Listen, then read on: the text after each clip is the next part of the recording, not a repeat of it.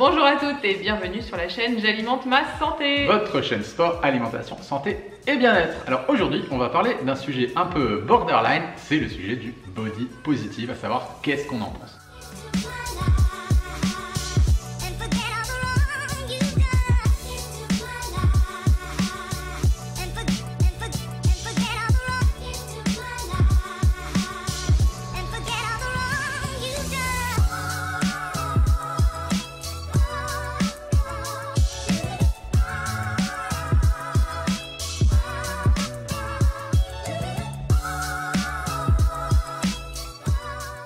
Alors c'est vrai que du coup, on vous fait cette vidéo parce qu'on a reçu pas mal de questions concernant le body positive, qu'est-ce qu'on en pense?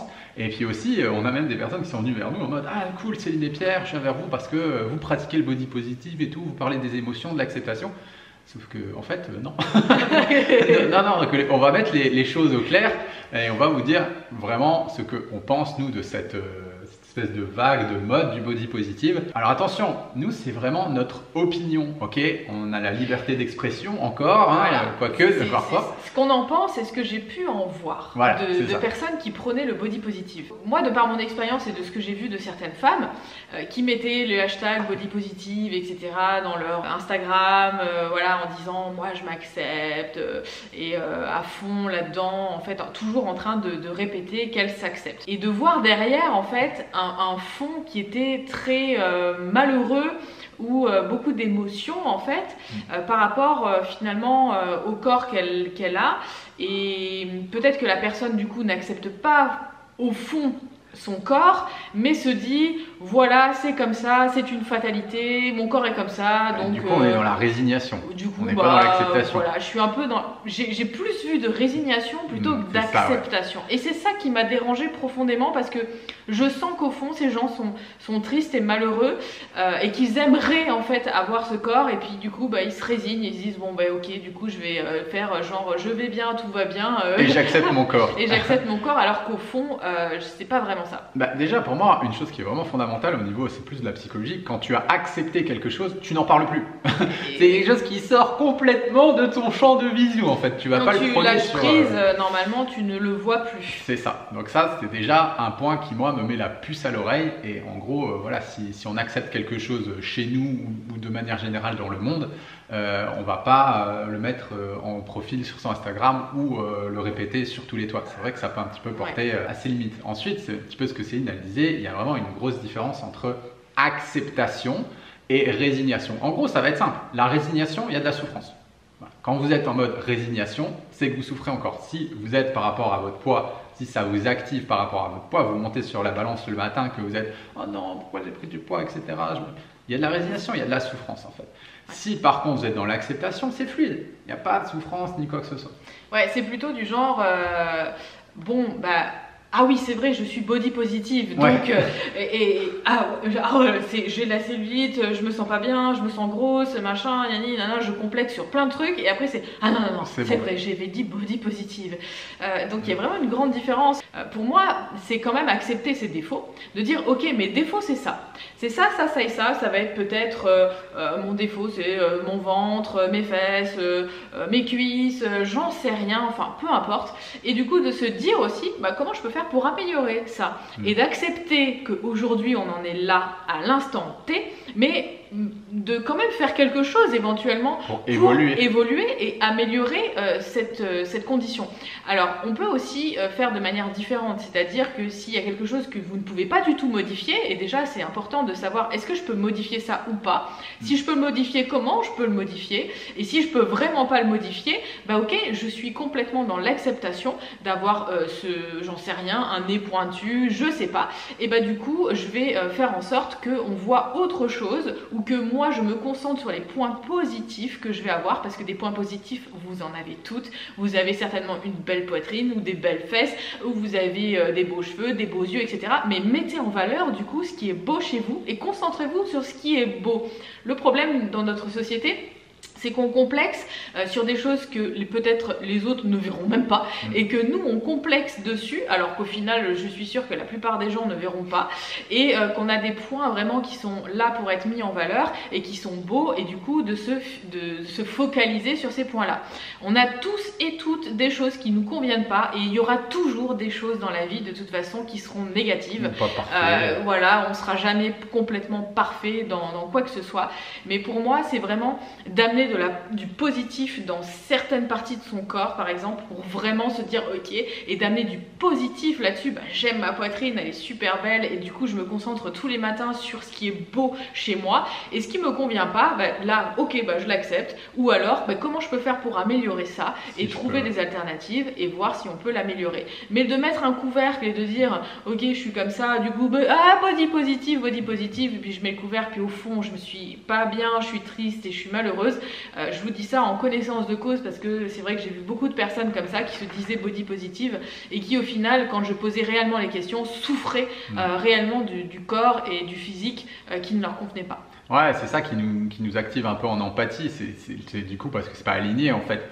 Mettre un couvercle sur sa souffrance sous couvert de body positive, je trouve ça un petit peu dommage pour la personne et j'invite vraiment du coup à aller sonder vraiment la sphère émotionnelle pour vraiment voir ce qu'il y a derrière, est-ce qu'il y a de la souffrance et qu'est-ce que je fais avec cette souffrance, est-ce que j'accepte, est-ce que j'essaye d'améliorer. Après je pense que dans la langue française c'est un petit peu dommage parce j'ai l'impression qu'il manque un peu un mot. En gros, il y a deux façons d'accepter. On peut accepter une situation, comme on peut accepter, moi par exemple Céline, j'ai même pas envie de dire des défauts, mais elle est qui elle est Céline. Il y a des choses chez elle qui vont peut-être me déranger ou des choses comme ça, mais je vais pas essayer de la changer. Je vais pas essayer de changer Céline. J'accepte pleinement Céline. Il y a aussi des situations dans le monde qu'on peut pas changer. Par exemple, la pluie. Voilà, il pleut dehors, j'ai envie d'aller faire une super séance de course à pied. J'ai pas le choix que d'accepter ce truc-là, sans vouloir changer ça. Donc il y a vraiment une première étape qui est l'acceptation sans vouloir changer, mais aussi il y a l'acceptation en souhaitant que la situation évolue. Donc je peux accepter mon corps, c'est-à-dire que je n'ai plus de souffrance quand je me regarde dans le miroir, mais j'ai quand même envie de me sentir peut-être plus fit, j'ai peut-être envie de me sentir plus performant, j'ai peut-être envie de me sentir mieux avec une barbe plus longue, j'ai peut-être envie d'être plus en énergie parce que le matin je me réveille, je suis fatigué, j'ai envie d'avoir une plus belle peau, j'ai envie de… Voilà, peut-être pour X, Y, Z raison, mais au final on s'en fout complètement. Mais on peut très bien accepter là où on en est à l'instant tout en ayant le souhait que cette situation évolue et je pense que voilà justement c'est ça qui est génial, c'est qu'il y a une idée de croissance derrière. Voilà, cette situation ne me fait pas souffrir, par contre j'ai envie de m'améliorer, j'ai envie de comprendre. Il y a aussi des fois où on peut se dire tiens là j'ai pas peut-être les compétences, j'ai pas les connaissances dans ce domaine. Moi par exemple je suis archi nul en mécanique, en bricolage je suis nul, faut rien me demander. On peut pas changer les ampoules. Voilà, et voilà, elle se moque de moi, Céline, des fois elle me dit tu sais même pas changer une ampoule et tout. Clair. Et c'est ok, mais j'apprends. Elle accepte. Hein. Voilà, déjà elle accepte, mais j'apprends aussi. Ça me fait pas souffrir, même si elle se moque un peu de moi, on rigole. Et ça me fait pas souffrir, en fait, je sais que j'essaye, je progresse, des fois le dimanche, je vais un peu bricoler, la dernière fois j'ai réparé les escaliers, et voilà en fait. Ok, donc il y a vraiment ce côté j'accepte où je change rien, parce que bon, au final j'ai pas vraiment envie de changer, et il y a ce côté j'accepte, mais j'ai quand même envie de faire évoluer les choses, et je trouve qu'en français il manque un petit peu un autre mot. Après il y a un autre truc qui me fait un petit peu sursauter moi dans tout ce mouvement du body positive, c'est quand j'entends des discours comme oh là là, ces influenceurs, ces influenceuses, oh là là, ces personnes qui font du sport, qui sont dans le fitness ou quoi que ce soit, ils me font culpabiliser. Alors ça, c'est des choses moi qui me font bondir parce qu'en fait, c'est donner du pouvoir à l'autre et penser que l'extérieur est responsable de ce que je ressens moi. Alors que ça, c'est vraiment une aberration et c'est un truc sur lequel on met énormément d'intention dans les accompagnements qu'on va faire. C'est-à-dire que l'extérieur n'est jamais responsable de ce que vous ressentez. Ça, c'est hyper important de comprendre. Votre conjoint, c'est pas lui qui vous met en colère. L'influenceuse, parce qu'elle est super bien gaulée, c'est pas elle qui vous fait culpabiliser. Le mec qui passe avec sa Ferrari blindée de thunes, c'est pas de sa faute. S'il vous renvoie en fait votre condition sociale. Voilà, les gens sont libres, ils font ce qu'ils veulent et c'est nous-mêmes, en fonction des croyances qu'on va avoir, qui choisissons de souffrir par rapport à notre système de croyances, par rapport à notre système interne, etc. Et ça peut changer. Il y a des gens, par exemple, ils voient une super nana sur Instagram, ils sont inspirés par elle. Ils ne culpabilisent pas. Donc ça, c'est vraiment une notion super importante qui, moi, me dérange un peu dans l'idée du body positive et qui démontre pas une vraie intelligence émotionnelle de dire c'est la faute de l'influenceuse parce qu'elle me fait culpabiliser, je me sens moche, je me sens grosse, etc. Et en gros, le vrai truc, c'est ok, je ressens, c'est écouter son émotion en fait. Je ressens de la culpabilité. Et la culpabilité, c'est quoi le message de la culpabilité? Le vrai message de la culpabilité, c'est je mets à mal une de mes valeurs fondamentales. Je mets à mal une de mes valeurs fondamentales. Donc je regarde la nana qui fait du fitness, etc. Je ressens de la culpabilité, ça me prend dans le corps, j'ai mal là. Je mets à mal une de mes valeurs fondamentales. Donc notre être profond, notre émotion nous dit peut-être que tu mets à mal ta santé. Et ça, c'est vraiment une notion super importante à comprendre. Et c'est pour ça que nous, on travaille plutôt sur monter en intelligence émotionnelle. Au final, là, il n'y a rien de bien, il n'y a rien de mal, vous l'avez compris. Mais c'est comment on va interpréter les choses. Le tout, c'est de ne pas en souffrir en fait de la situation. Exactement. Et moi, à partir du moment où on est obligé de clamer haut et fort qu'on est body positive, c'est que quelque part, en dessous, il y a une fausse acceptation. Voilà. Exactement. C'est plus mon ressenti et ce que j'ai pu voir des personnes qui étaient dans ce mouvement. Pour conclure un petit peu sur tout ce mouvement, le fond est vraiment génial. Le fond de se dire, un petit peu comme tu disais, d'accepter son corps et puis qu'il n'y ait pas de souffrance derrière et que vraiment si on le fait en toute franchise et que… Au final, nous, on l'est, mais on le prône pas quoi. On n'a pas la conscience de l'être. C'est ça, exactement. C'est-à-dire qu'on s'accepte tellement pleinement qu'on n'a même pas le truc de se dire il faut qu'on le dise haut et fort à tout le monde. D'ailleurs, rien que toi, quand tu me le dis là, je me dis putain. En fait, c'est tellement logique. C'est juste. Je m'accepte comme je suis, je m'accepte avec mes qualités et mes défauts. J'ai des choses à changer, j'y travaille tout de suite et maintenant.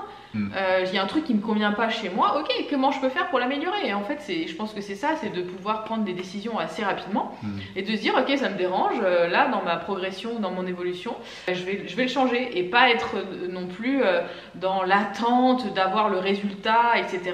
De juste se dire, ok, je fais le chemin pour faire ce qu'il faut et puis j'aurai les résultats quand j'aurai donné suffisamment de ce qu'il faut pour avoir le résultat. Le fond du truc est vraiment bien. Par contre, c'est vrai que c'est un peu comme d'habitude. Hein, là, il y a un mec, il y a 2000 ans, il s'appelait Jésus. Il a ramené un truc qui était sympa. Et puis au final, il y a eu des milliers de morts, des millions de morts par rapport à tout ça. Donc je pense que le concept est vraiment intéressant. Il y a quelque chose à faire. Maintenant, si vous voyez qu'il y a de la souffrance, attention à tout ce qui peut y avoir autour.